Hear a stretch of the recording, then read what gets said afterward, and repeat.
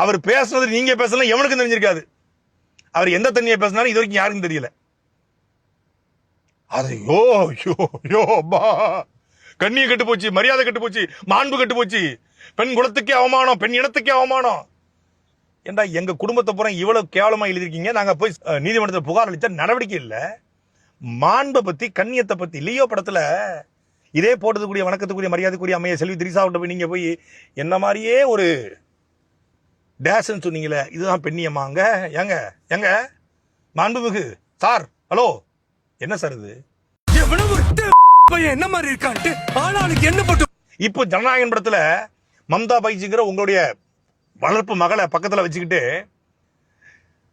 இந்த பொண்ணை தொட்ட டேஸ் யாரா பேசுனா வாய் எவனோடதுன்னு தெரியணும். உங்களை அனுப்புன அந்த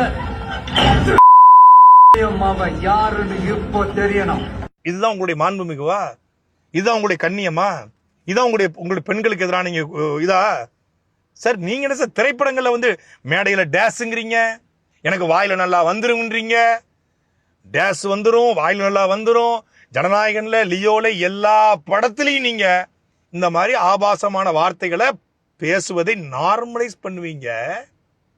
ஆனா அந்த நார்மலைஸ் பண்ணிட்டு இங்க வந்து அப்படியே கண்ணியமும் ஒழுக்கமும் ஒரு வார்த்தை கூட தவறளிக்காத, பிழைவிடாத நபர் போல நீங்க பேசுறீங்க. இந்த நடவடிக்கை சரி என்றால் இந்த நடவடிக்கை காட்டிய வேகத்தை ஏன் நீங்கள் நாங்கள் கொடுத்த புகார்களுக்கு காட்டல?